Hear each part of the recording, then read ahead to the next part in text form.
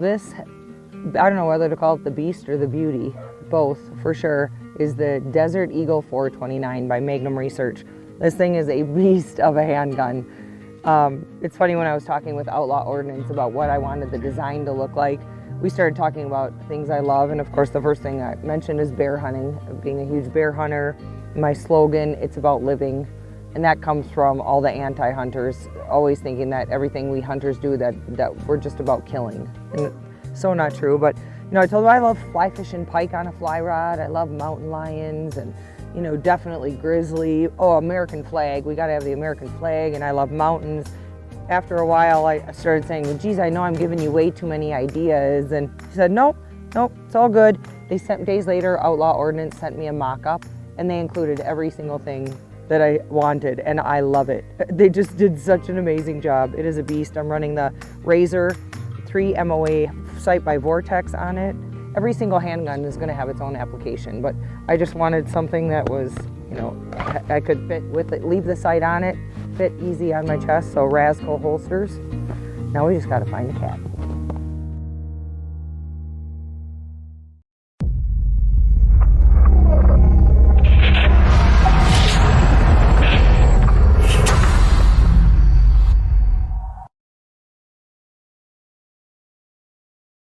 February 26, 2022. Today is the 13th year of Chungi, first month, and 26th day in the heavenly calendar. And my name is Richard Panzer, standing in for Second King of Cheonoguk. I'd like to give a great shout out to Second King and Queen down in Chungpyeon, and to all brothers and sisters around the world. Well, we have a lot to cover today, so put on your seatbelt and let's get started here. First, I have a reading from Luke chapter 15, 8 through 10. Or suppose a woman has 10 silver coins and loses one. Doesn't she light a lamp and sweep the house and search carefully until she finds it? And when she finds it, she calls her friends and neighbors together and says, "Rejoice with me, I have found my lost coin." In the same way, I tell you, there's rejoicing in the presence of the angels of God over one sinner who repents.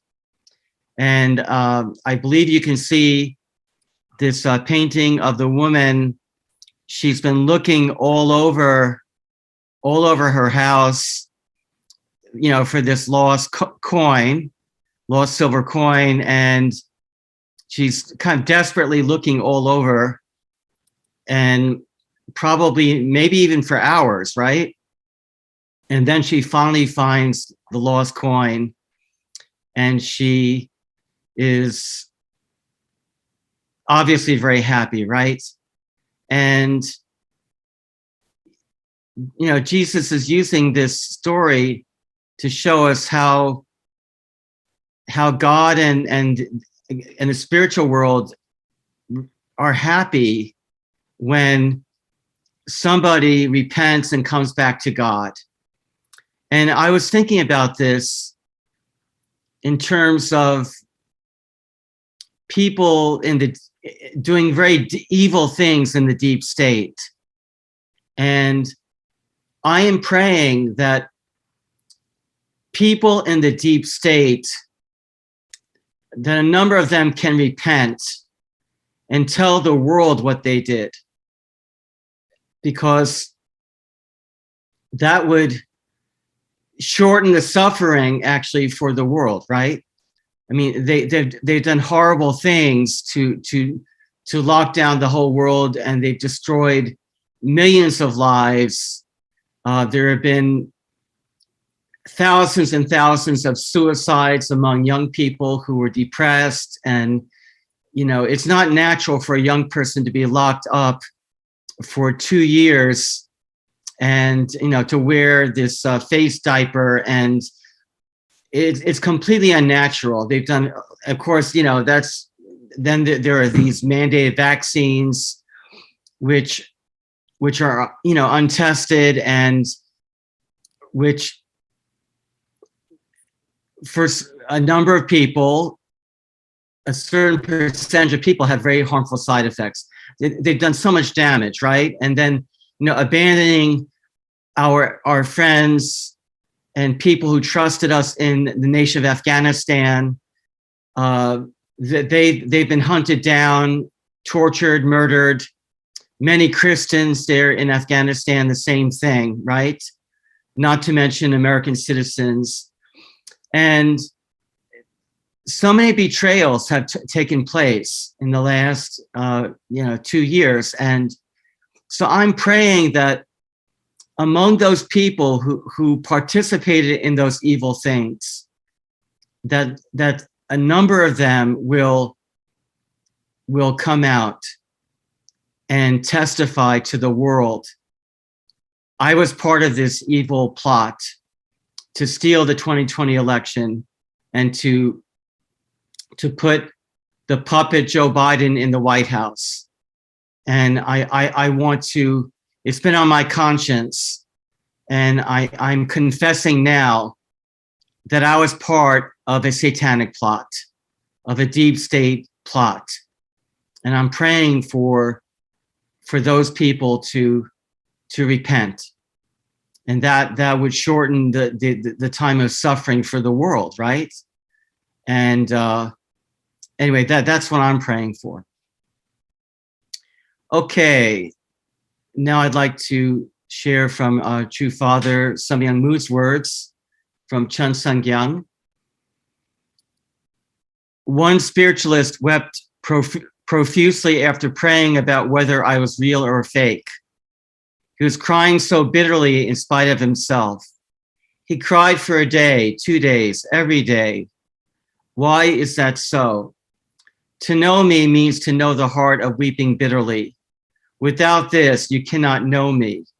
Who can know the circumstances in which I cry with sorrow, embracing the bitter historical pain of 1,000 years when I hear someone saying something about my life? If I had not known God, I would not have been slandered in that way. It was because of my, quote, crime of knowing God too well. How sad it is for God, who can only place his trust in me. In 20 years, I had to restore through indemnity the history that was entangled for 2,000 years. So, yeah, I mean, Father, as he expressed many times, his main purpose in life was to relieve the suffering of God and to teach us about the suffering of God. And, many people, they come to God and they're looking for forgiveness, which is, of course, a good thing, and they're looking for blessing, and that's not a bad thing either. But how many people come to God saying, God, I want to bless you. God, I want to help you. I want to relieve your suffering. And True Father is the only religious leader or teacher that I know who really talks about this. Now, it is true, if you look at the parables of Jesus, Jesus does, this parable of the lost coin, it does show how anxiously God is looking to save his children. But there are, in some of the parables, you can see it, but Father made it clear. True Father made it clear. God is a God of suffering. God is the betrayed father whose children were kidnapped and his daughter was raped. Okay, that is the situation, the horrific situation of God.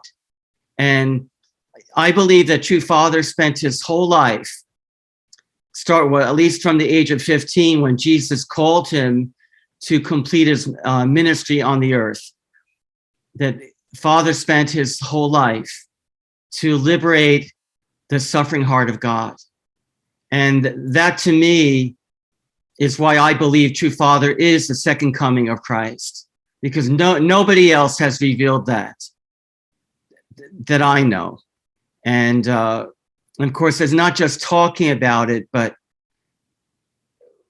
working his whole life to relieve God's suffering and to break down those barriers, to liberate people who are imprisoned in the communist world, to liberate people who are living in the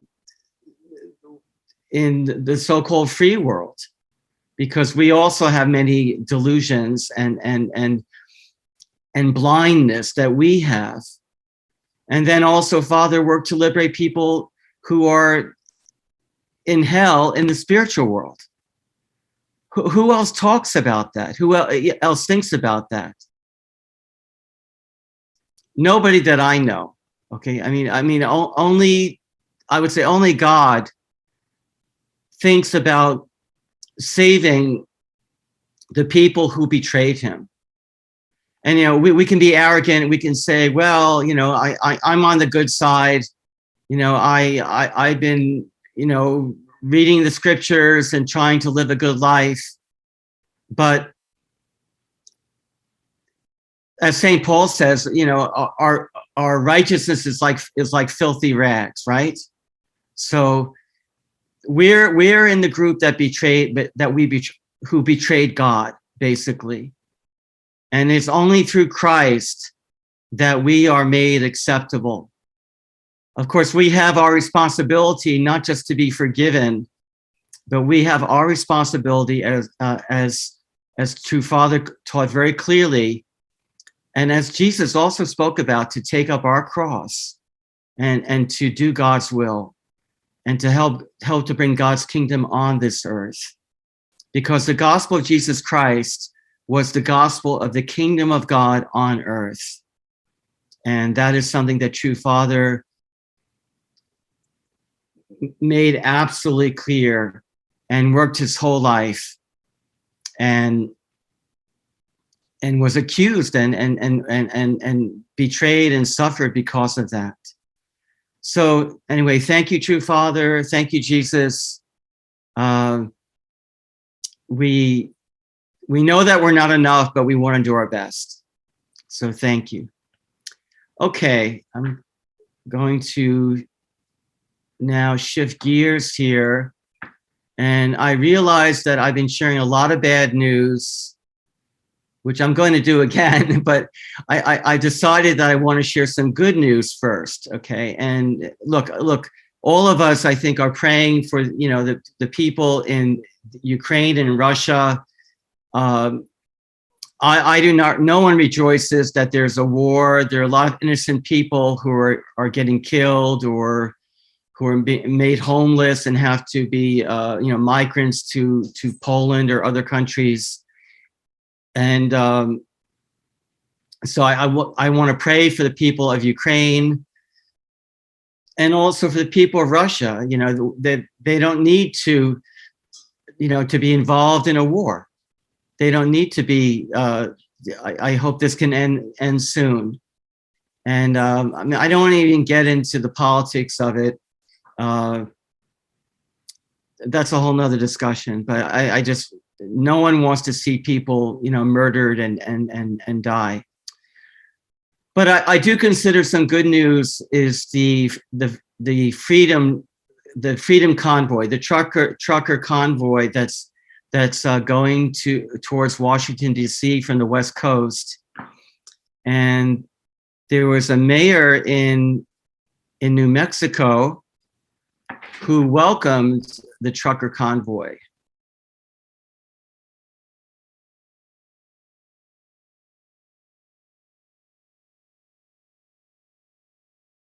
Okay, how come it's so slow? Come on.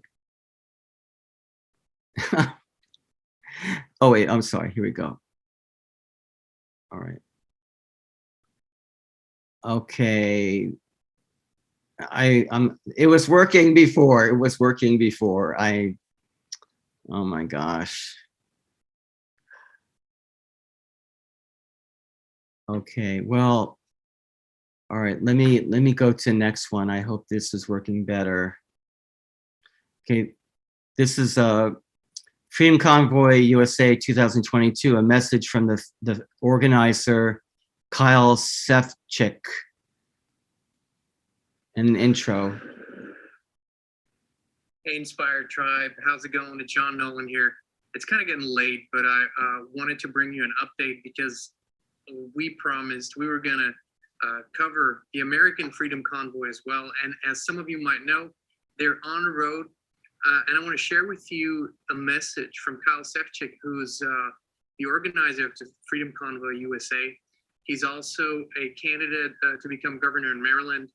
And what's beautiful after listening to this message is it's very clear, it's very straightforward, very respectful, and it's in a very similar spirit as we've experienced so far the Canadian Freedom Convoy, which has always been very important to us. As you know, we've been talking about the greatest alliance in human history, the Alliance for Freedom, and this feels like it's exactly that, just an alliance for freedom. They are planning on arriving in DC on March 1st for the State of the Union of President Biden. And this is going to be interesting, especially in light of what is happening globally right now. However, and this is really important, to remind ourselves with all of these news and with everything that's going on, to remain in the spirit of freedom and to not be swayed. Because what the trucker convoy in Canada, and they're far from being over, and what the convoy here and the other protests around the world all have in common is they're in the spirit of freedom, unity, love, and friendship. And the message from the convoy in USA is clear, and the mandates, all mandates in with regards to COVID-19, whether that's mask, vaccine, and everything else. So without further ado, Kyle Sefcik, the organizer, founder of the Freedom Convoy USA, here's his message to the world. This message is for the President of the United States of America.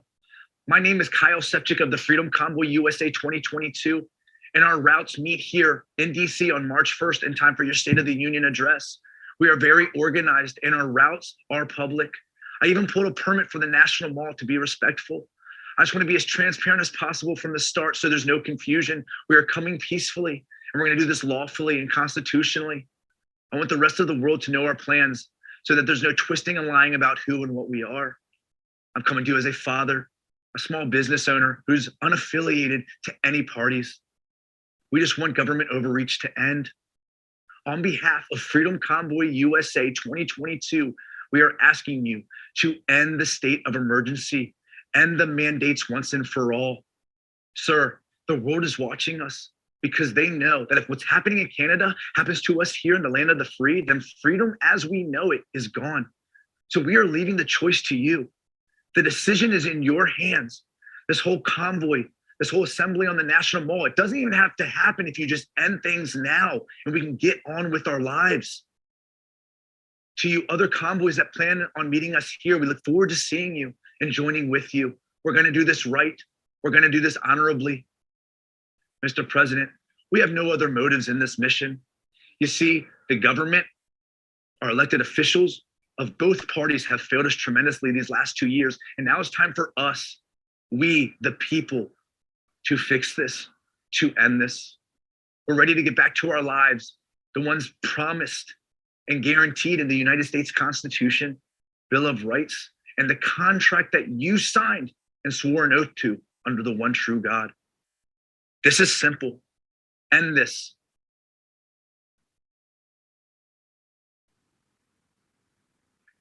Okay, that's a wonderful message. And as was mentioned, Kyle Sefcik is running for governor in Maryland. Can you imagine how wonderful it would be if he was elected governor of Maryland? I hope any of you brothers and sisters who are living in Maryland, I would recommend you check this guy out. Okay, but this is a peaceful protest.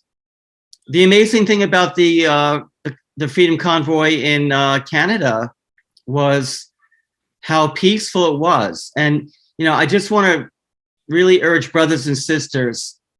Look, the deep state would love to have you get really angry and upset and violent.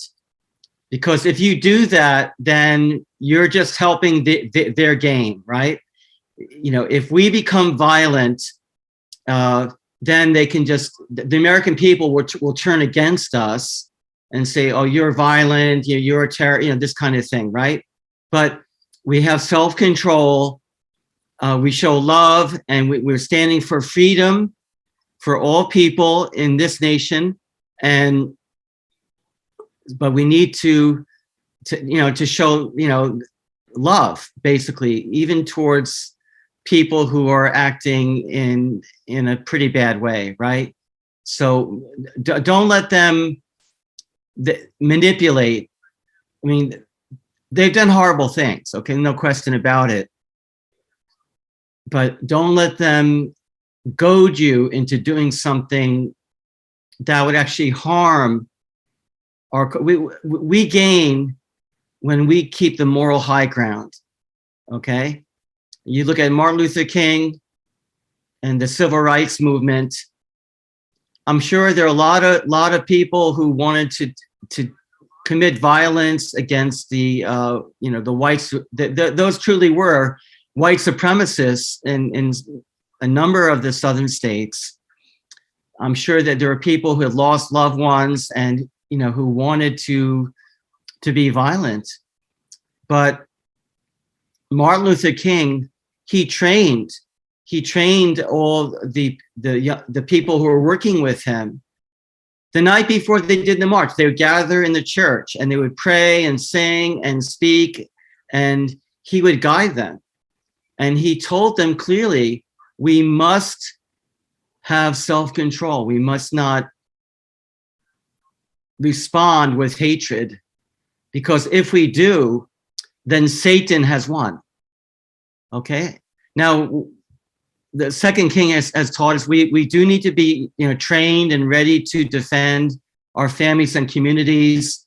We do have our Second Amendment right to defend ourselves. But as Kupchinam has also said, we need to have a proportional response. All right, we need to be in control and not overreact. Okay, I think you understand what I'm saying. I hope that makes sense. Okay, I'd like to shift gears and show a little bit shocking information, more about the Great Reset. So, let's watch this video.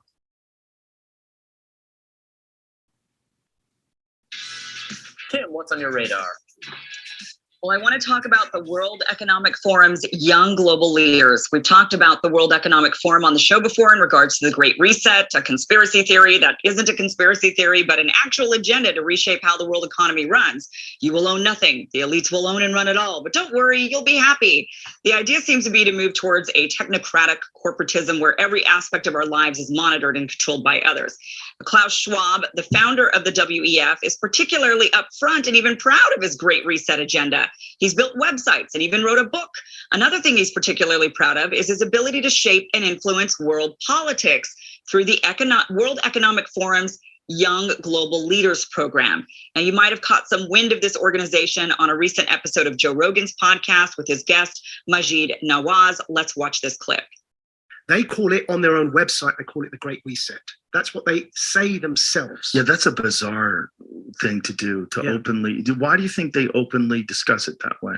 And openly, because the Great Reset has always been this gigantic conspiracy theory among the online folks. Like, this is all part of the Great Reset.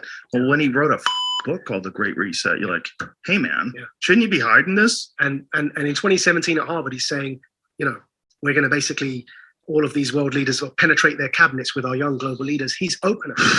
He's open. Blair's open. During the Iraq War, Blair tried to bring in ID cards in Britain. He failed. Now he's back and he's trying to bring in digital ID during COVID, right? So they're open about it. So this is going to be this never-ending process to slowly move the goalposts towards more and more authoritarianism. Checkpoint society. It's all there. They told us this. People have to realize this, right? This is important. Yeah. And Majid references the Young Global Leaders program and how they've penetrated cabinets of governments. Him and Rogan go on to play a clip of Klaus Schwab at Harvard at that meeting he was talking about, bragging about this. And they play that audio clip over the Imperial March. So instead of us watching that, I have the actual video clip for you to see. Now, keep in mind, this is from 2017. Here it is. When I mention our names like Mrs. Merkel, even Vladimir Putin and so on, they all have been young global leaders of the World Economic Forum. Mm-hmm. But what we are very proud of now is the young generation, like Prime Minister Trudeau, President of Argentina and so on, that we penetrate the cabinets. So yesterday I was at a reception for Prime Minister Trudeau, and I know that half of this cabinet, or even more half of this cabinet, are for our actually young global leaders of the World Economic Forum. And that's true in Argentina too. Wow. Yeah. Sorry. That's true in Argentina as well. It's true in Argentina, and it's true in France now. Mm-hmm. I mean, with the president, with a young global leader. So he mentions Angela Merkel, Vladimir Putin, Justin Trudeau, Argentina's former president, Mauricio Macri. He goes on to say that more than half of the Canadian cabinet are young global leaders. Same for Argentina and France. Again, this clip was from 2017, but most of these leaders, certainly their cabinets are still in power and have been during this pandemic. And interestingly, the names and the countries he mentioned in 2017 ended up being some of the most dystopian and authoritative during this pandemic. France and Germany have cracked down on the unvaccinated, implementing digital passports in order to live regular life. Emmanuel Macron has said he wants to make life as difficult as possible for the unvaccinated. Russia also implemented a QR code system during the lockdowns, which forced people to register their home and work addresses. And then the QR system would know if you tried to catch a subway outside of your route or schedule. A year ago, Argentina revealed a digital passport system for everyone 13 and older in order to live a regular life. And we all know what's been going on in Canada. And as we've learned more and more about the virus and the vaccines, the measures are no longer making sense, yet they remain. More and more people are beginning to join in on the chorus that this seems to be less about health and safety and maybe more about control and power. The conspiracy theorists were maybe right. Okay, so what exactly is this club of young global leaders? It was formed by Klaus Schwab in 2004. The group is governed by a board of 12 influential people, which have ranged from royalty to CEOs of major tech companies. The group is liberal with a very liberal agenda, which maybe explains why we've seen countries with liberal leaders all behave similarly during this pandemic. The current board has people like Prince Jamie from the Netherlands, who also is part of the Netherlands climate envoy, Eric Jing from the People's Republic of China. Eric is the CEO of Ant Group, one of Jack Ma's companies. Previous board members include people like Queen Rania of Jordan and Marissa Mayer from Yahoo. Young leaders must be under 38 and are nominated by alumni and serve 6-year terms. But what do they do? And what does this leadership lead them to do? Who influences them, guides them? What incentives do they have to stay in the good graces of this elite club? That part we don't really know. But at minimum, we know that there is such a thing as groupthink. And my guess is these young leaders are thrilled and also intimidated to be nominated and end up going along with ideas in order to not stand out.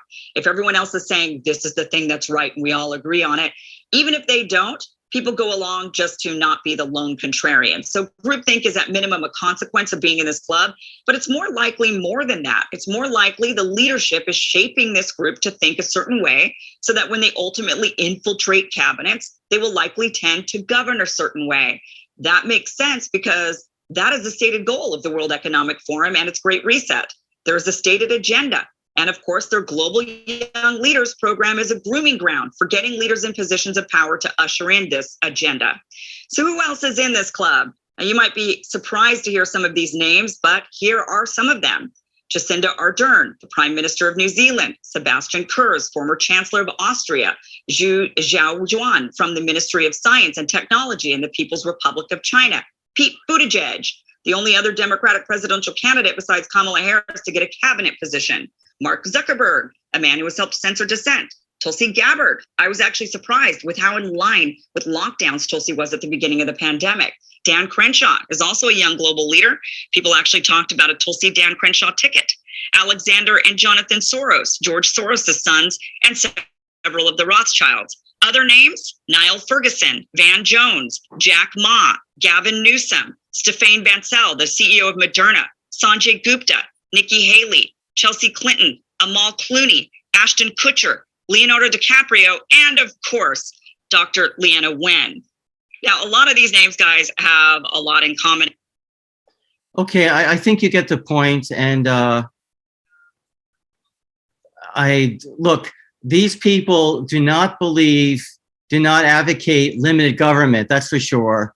They do not believe in the Bill of Rights, as we can see in Canada, where they are depriving protesters and even people who gave a donation of their access to their own bank accounts, okay?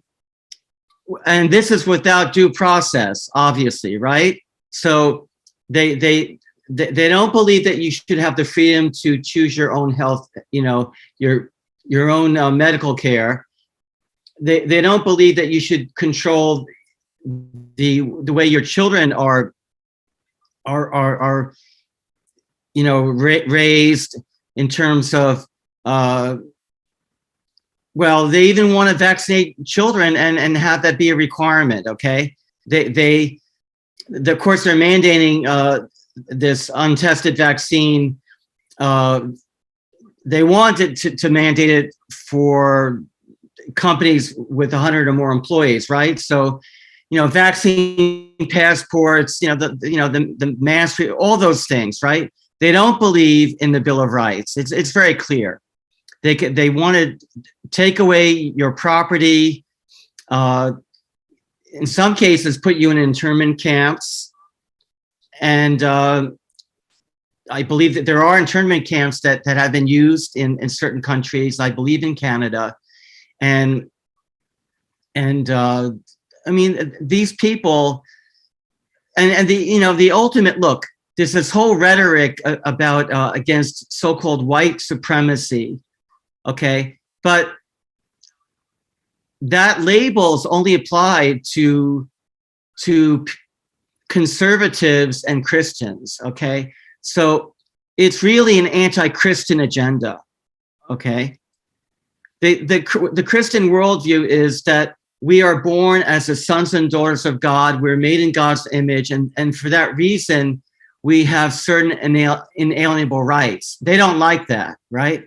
Okay, so they don't really believe in the Judeo-Christian God. Therefore, they don't believe we have those rights. They believe that government should be God. Government should be the source of truth, and we just better keep our mouths shut and follow orders. And they will use tracking devices and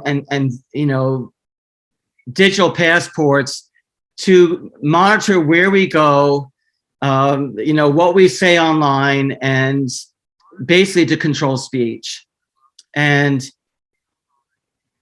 we can see that, this is coming about, people thought this would come about through a communist world domination, but now we see it's kind of like a corporate government media network of control. Okay, so it's not just the government, it's actually government, corporate control, media. It's all combined. It's all combined, and they want to control us. And this used to be just the viewpoint of conspiracy theorists, but as the Hill broadcast points out, they're bragging about it. Okay. All right. Let me just play one more video just to make the point even more clear. And this is a video from Jordan Peterson. One of the ways that Mussolini defined fascism, which I think is quite interesting, is the integration of corporation and state. Okay, so let's talk about the media, the legacy media in Canada. $595 million salary subsidy in the last 4 years, 1.2 billion annually for the CBC, which has also been it's also been recommended to the CBC that they decrease rather than increase their reliance on private advertising. 60 million pandemic specific emergency support fund, 10 million special measures for journalism top up for 2021 and 22. And then the recent request for the Toronto Star, and I hope I get this right, which is probably the loudest rag in the country beating the Trudeau drum, for $60 million, describing a $30 million annual shortfall in their operating budget. And so here's the thing I think that Canadians are faced with at the moment that's so awful. It's related to this press government collusion issue. The typical Canadian is someone who's believed for years in the reality of peace, order, and good government, right? Our constitutional principle, and that our fundamental institutions were essentially reliable: government, education, media. Let's say you could count on them to at least try to tell the truth under most circumstances. And so Trudeau now is facing them with a very difficult choice, which is you either believe that all of those institutions have become corrupt and unreliable in a profound and frightening way, and that now includes the banks, or you can believe that there's a handful of protesters who have far-right ties and can be justly demonized. And I suspect for most Canadians, for many Canadians, it's easier to believe the latter, especially when that's what the Prime Minister and his cronies are saying, than the former, even though, unfortunately, and I say this as someone with a fair bit of respect for fundamental institutions and wish that they would operate properly, unfortunately, the former has proved itself, perhaps in the last 2 weeks, to be far more true than even the most cautious of us and worried of us might have predicted even a month ago.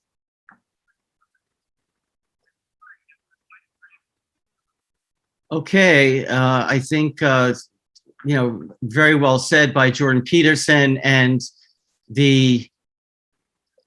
look, I think most Americans, I would say, they have believed for a long time that the media is independent from government and is trying to tell the truth, to challenge government pronouncements.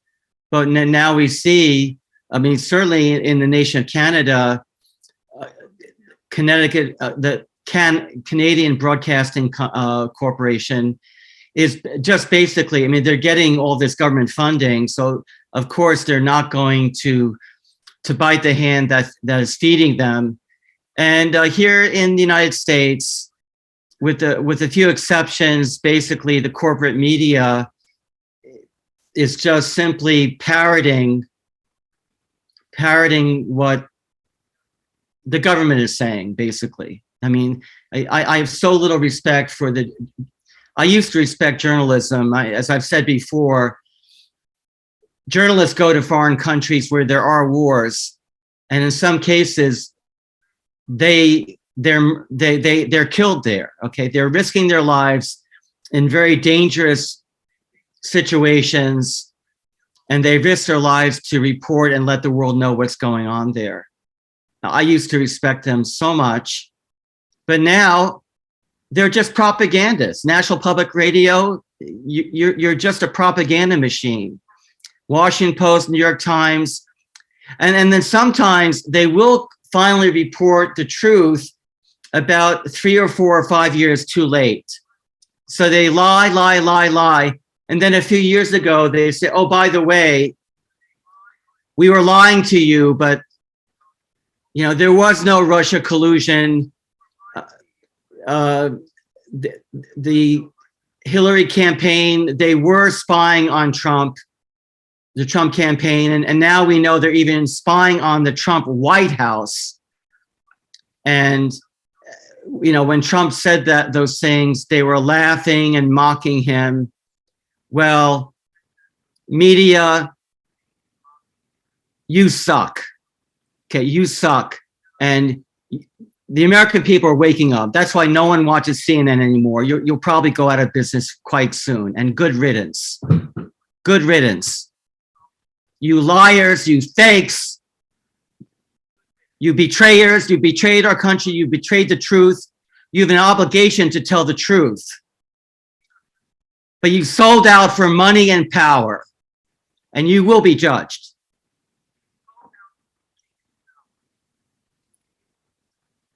Okay, so I'd like to share an article here. Let me see. I have so many articles, but I don't have time to read them all. Let me see what's good. All right, let me just read the first one. Okay. And this is from the American Institute for Economic Research. And the article is, it's always about fear. And fear has been the way that we are controlled. When we give into fear, then we ask the government to do anything they want to save us. Not a good idea. Okay, a National Terrorism Advisory Service bulletin released last week identified the #1 terroristic threat to Americans as the proliferation of false or misleading narratives which sow discord or undermine public trust in US government institutions. Free speech, and specifically the right to criticize our government, is being reframed in real time as a threat to public health and safety. You're being primed to fear thought crimes, in which criticizing the US government is equal to a violent act. The federal government is creating a public health pretense for silencing those who tell the truth about the US government's very real history of victimizing its own citizens. To take away your most basic civil liberties, overzealous governments rely on your fear. They cultivate, stoke, and stimulate it. Then they demand new powers to fight it.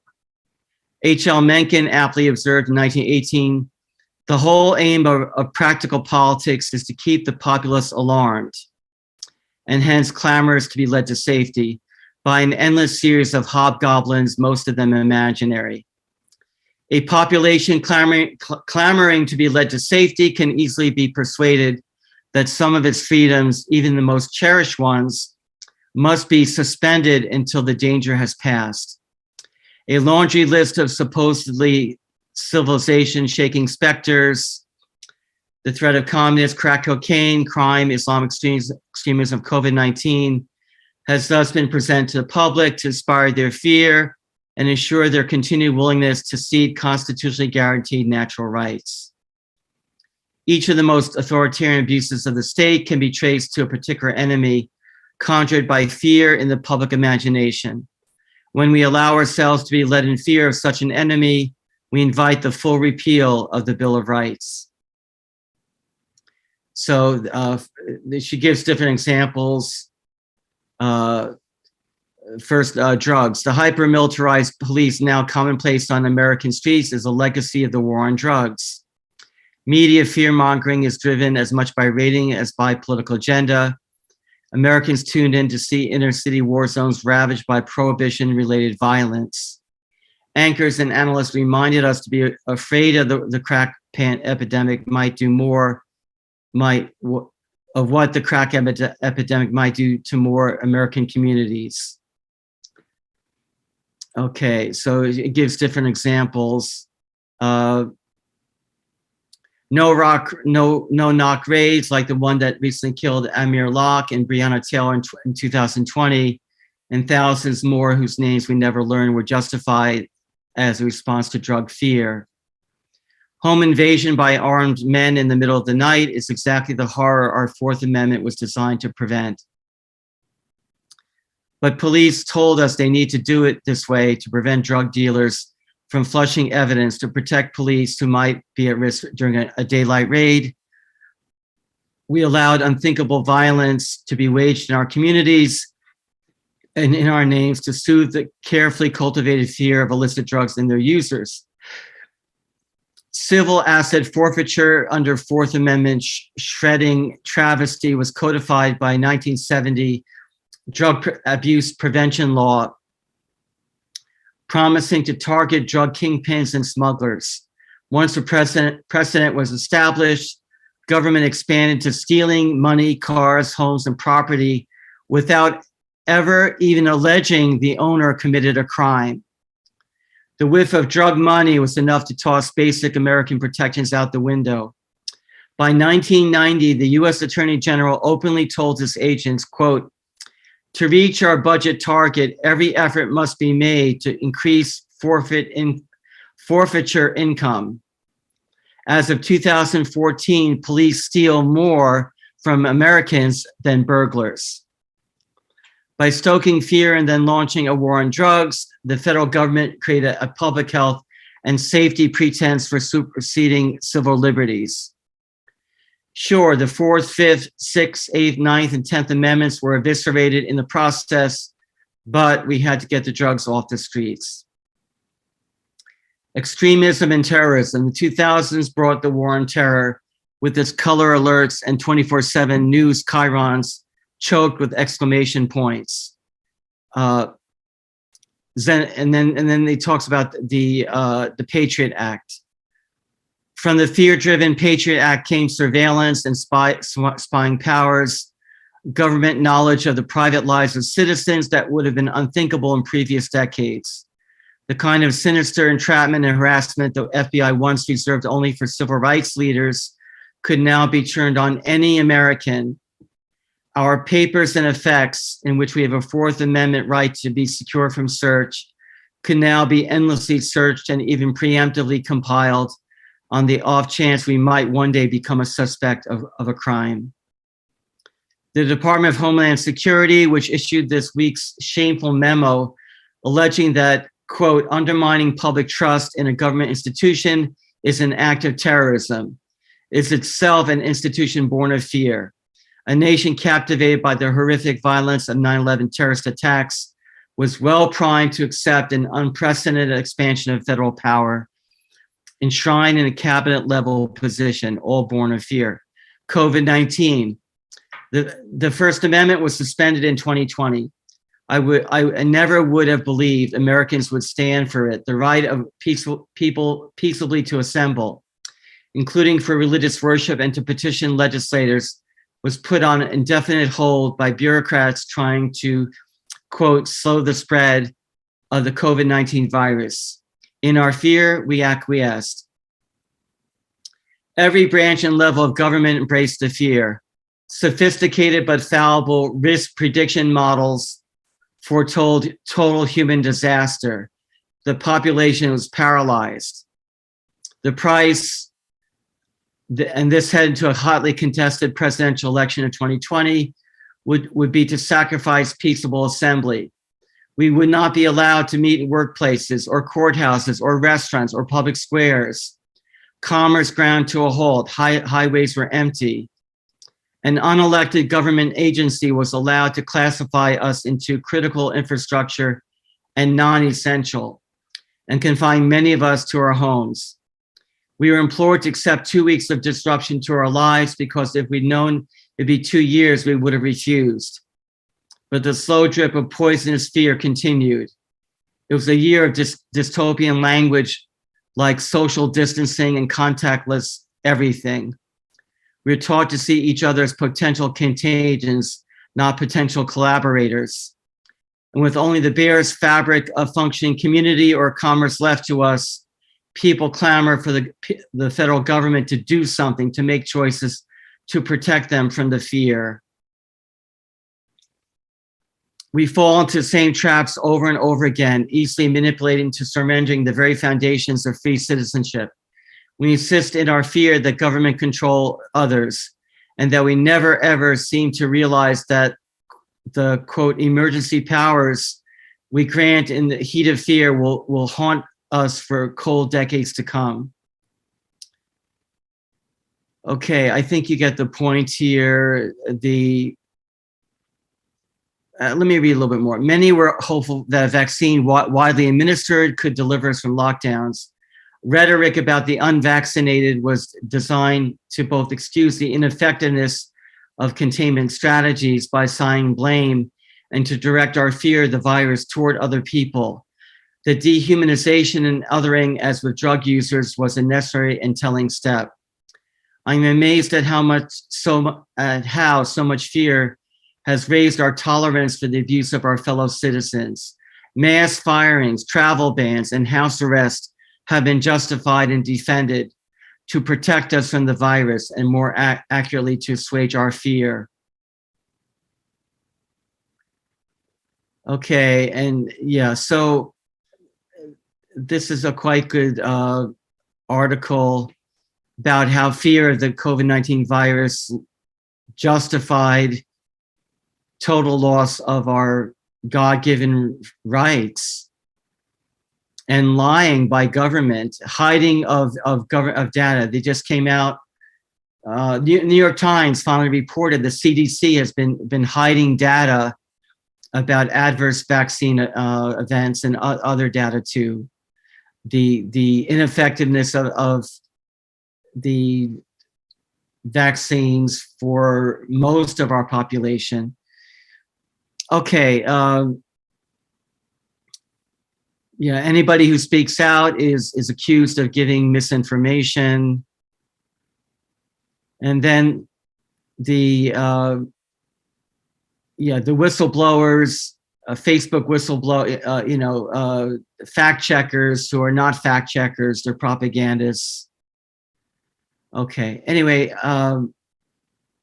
yeah. So look, the only way that we're going to be able to stop this is through stop being afraid. Stop being afraid. We have freedom and liberty through the teachings of Jesus Christ, through the truth of Jesus Christ. And once we stop looking at those things that we fear, I mean, we still need to be responsible, but we need to focus more on the goodness and truth of God. And if we do that, then our minds will be much more clear. We'll be able to take much more personal responsibility, as the Second King is talking about all the time, right? Okay, I think I want to share one last video. I'd like to share some good news about someone who's confronting a terrible problem, but saving a lot of lives. So there are people who are standing up, not waiting for the government to save us. So this is one of the biggest raids where we were able to rescue 63 children. We have been attacked there 2 times. This man was a hardcore criminal. When I started my fight against child slavery, nobody was talking about it. Nobody was knowing about it. He said, kill these people, kill these people. I could not hold my emotions. I broke down. I started crying. He's the Nobel Prize winner who is taking on the mafia. They're selling these kids to you like they're selling a car. There's more people enslaved today than ever before in the history of the world. Jesus Christ. That's insane. Almost 170 million children are working worldwide. A child disappears every 8 minutes. This is the fastest growing criminal enterprise. Slavery has not abolished in 19th century. United States, we are the #1 consumers of child exploitation materials. Holy shit. This is a major problem going on in the world. They're protecting the innocence of children from these monsters. Every single child should be free to be a child. I carry the burden on my shoulder.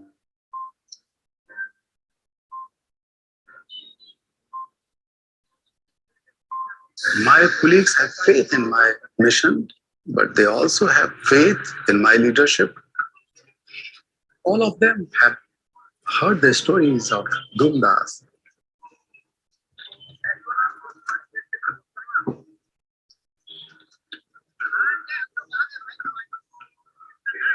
But they still trust me. His colleague, Dumdas, was trying to organize a march to end child slavery. But the slave owners were there to stop him.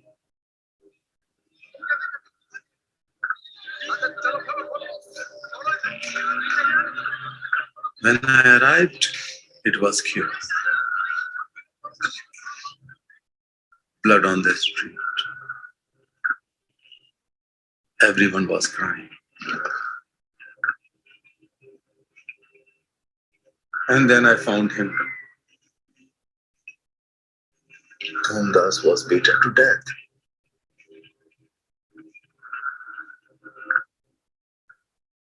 I had to carry his body on my shoulder. Kailash is a veteran of many raids to rescue children, but this one is especially dangerous. These people are very strong people, mafia, and if they come to know in advance that we are going to rescue children, then they prepare with arms and become violent.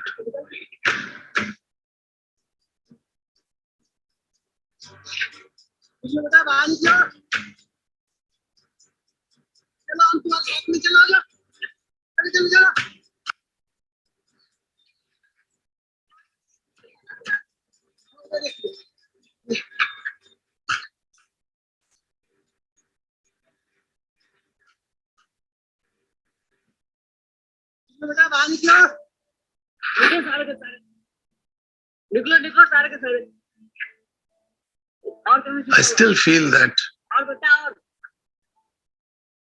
I carry the burden of the body of Dhumdas on my shoulder.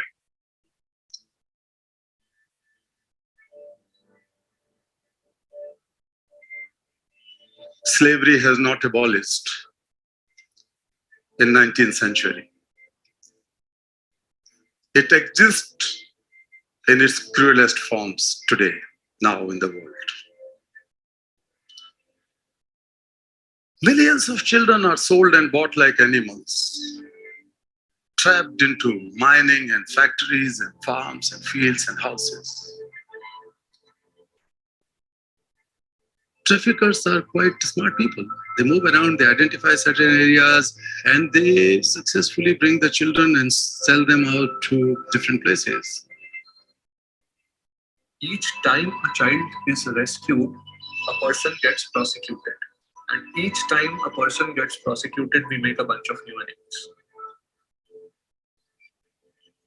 नमस्ते।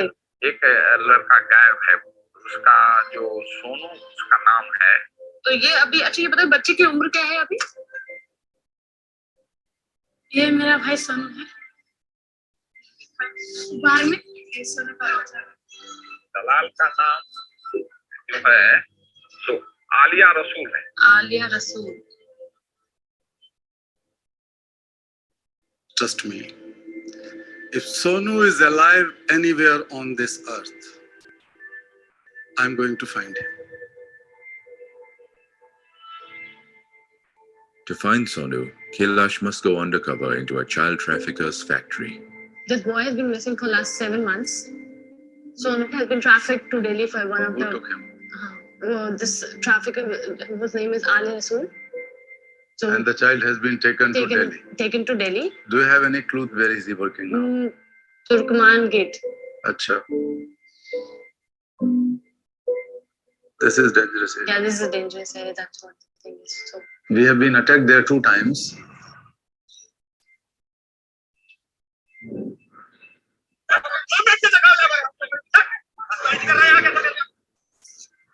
This man was a hardcore criminal.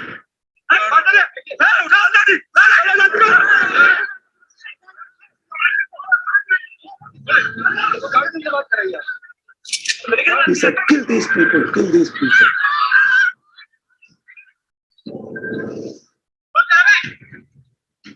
Broken hand? We really don't know. Let's open leg.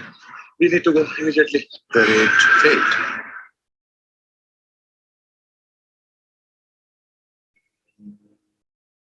And now, in order to rescue Sonu, Kailash must put his own life at risk and enter into the same place where his colleague Dhumdas was murdered. Without wasting time, swiftly find the children there. चलो ना सबको आगे निकालो ना सबको चलो चलो चलो चलो चलो जल्दी घुसो तुम लोग यार घुसो जाओ अपनी अपनी गाड़ियों में घुसो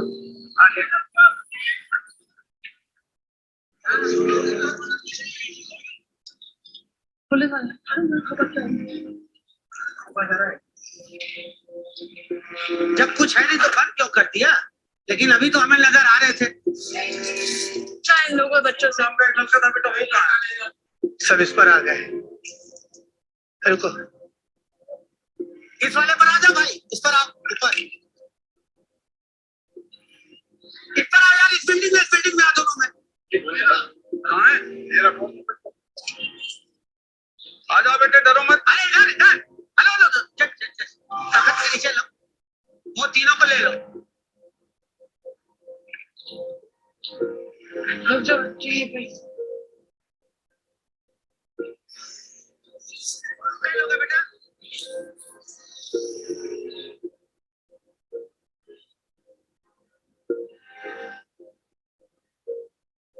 जोर से बोलो, और जोर से बोलो। And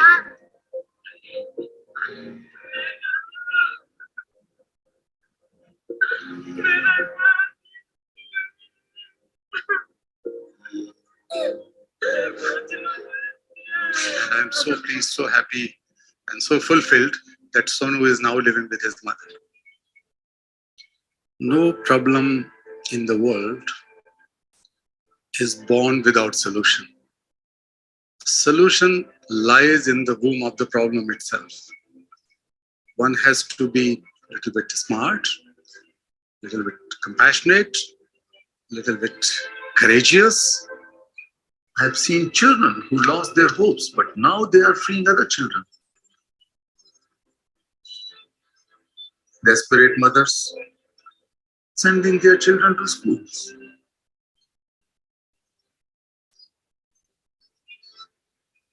I'm not going to stop fighting for changing the laws, but they cannot end child labor unless we all demand it. I am angry about it. Be angry against slavery and think and then act. I call upon you to be change makers. History is never written by those who just sit and clap at the fans. History is written by those who jump in the ring without fearing they will lose or succeed. You need not to look outside. There is a leader inside you. I always say that don't look heroes and worship them outside. There is a hero inside each one of you.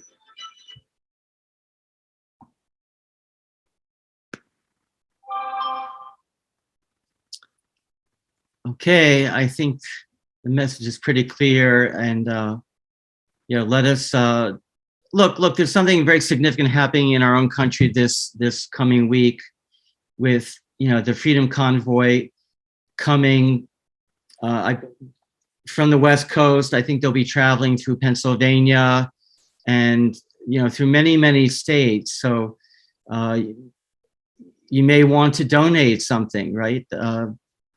If you're in Pennsylvania, I think George Kais is trying to collect, perishable, dry goods and food or clothes or, various things that might be helpful for the truckers who are part of that convoy. Okay, thank you for watching. Have a blessed week.